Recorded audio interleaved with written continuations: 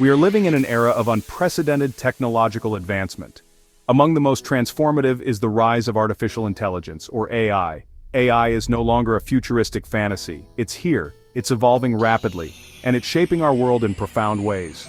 From self-driving cars to virtual assistants, AI is rapidly infiltrating every aspect of our lives. It's changing how we work, how we learn, and how we interact with the world around us. But this revolution isn't happening overnight. It's the culmination of decades of research, innovation, and breakthroughs. To truly grasp the significance of AI, we must first journey back to its humble beginnings. We must meet the pioneers who dared to dream of creating machines that could think. This is the story of AI, from its nascent stages to its current position as a driving force behind the future of humanity. The seeds of AI were sown in the mid-20th century, a time of great intellectual ferment.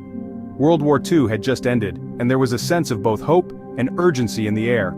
Scientists and mathematicians, inspired by the code-breaking successes of the war, turned their attention to a new challenge: creating machines that could mimic human intelligence. Among these pioneers was Alan Turing, a British mathematician and logician. Turing is considered the father of theoretical computer science and artificial intelligence.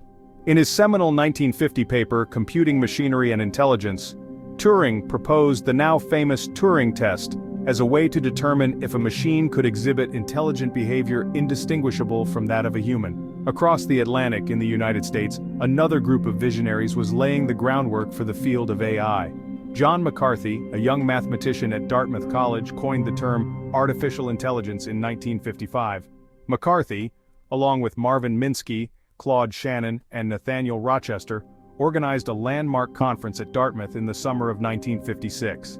This conference, widely considered the birthplace of AI as a field of study, brought together the brightest minds in computer science and ignited a flurry of research that would shape the decades to come. The Dartmouth Conference was more than just an academic gathering. It was a bold declaration of intent.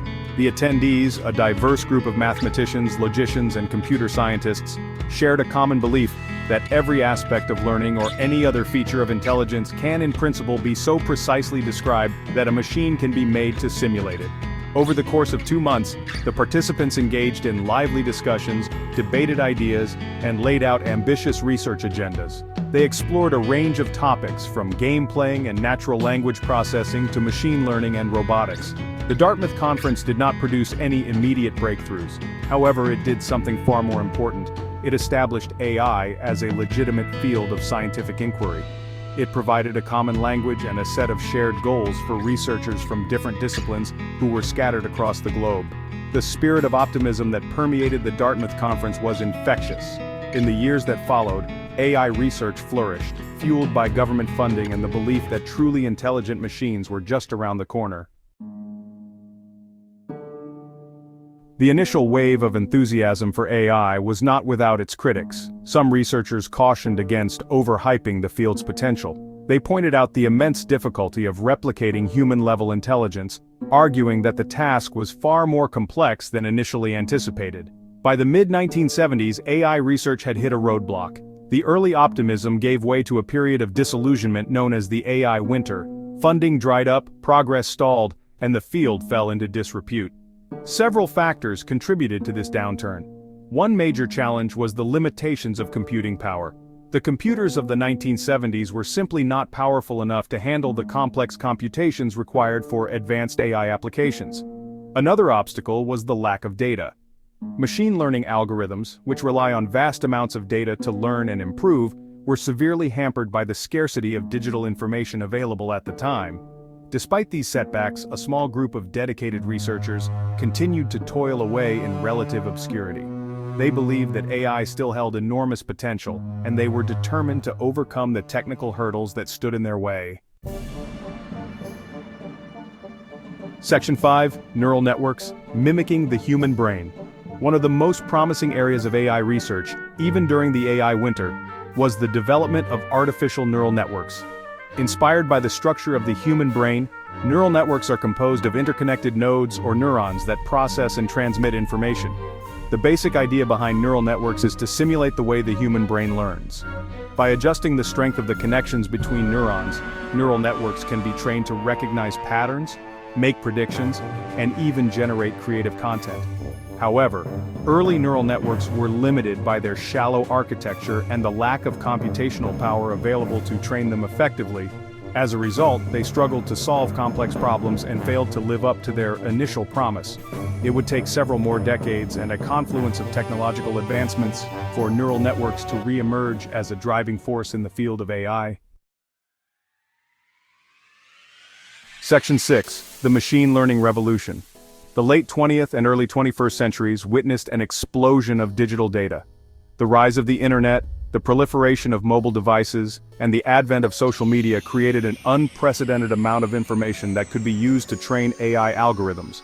At the same time, advances in computer hardware, particularly the development of powerful graphics processing units or GPUs, provided the computational muscle needed to train increasingly complex neural networks. These two factors, the availability of massive datasets and the exponential growth in computing power, converged to usher in a new era of AI, the age of machine learning. Machine learning algorithms, unlike traditional rule-based systems, are designed to learn from data without explicit programming. They can identify patterns, make predictions, and improve their performance over time as they are exposed to more data. This ability to learn from data has revolutionized the field of AI, enabling the development of sophisticated applications that were once considered the stuff of science fiction. Section 7. AI's transformative impact on modern life. Today, AI is no longer confined to research labs. It's all around us, quietly transforming our lives in countless ways. From the personalized recommendations we receive on streaming services, to the fraud detection systems that protect our financial transactions, AI is becoming an indispensable part of the fabric of modern society. In healthcare, AI is being used to develop new drugs, diagnose diseases with greater accuracy, and personalized treatment plans. AI-powered diagnostic tools can analyze medical images such as X-rays and MRIs to detect abnormalities that might be missed by human radiologists. In the automotive industry, self-driving cars are no longer a futuristic fantasy. They're a reality. Companies like Tesla, Waymo, and Cruise are testing autonomous vehicles on public roads, and it's only a matter of time before self-driving cars become commonplace. These are just a few examples of how AI is revolutionizing various industries. As AI technology continues to advance, we can expect even more transformative applications to emerge in the years to come. Section 8. The Ethical Frontier of Artificial Intelligence. As AI becomes increasingly powerful and ubiquitous, it's crucial to consider the ethical implications of this technology. One of the most pressing concerns is the potential for AI to be used in ways that are harmful or discriminatory. For example, there's a risk that AI systems used in hiring, lending, or criminal justice could perpetuate existing biases, leading to unfair or unjust outcomes.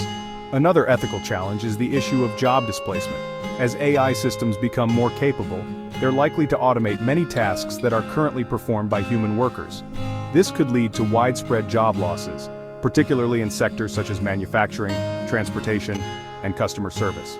It's essential that we develop ethical guidelines and regulations for the development and deployment of AI systems. We need to ensure that AI is used in a way that benefits all of humanity, not just a select few. This requires a thoughtful and nuanced approach that takes into account the potential benefits and risks of this transformative technology.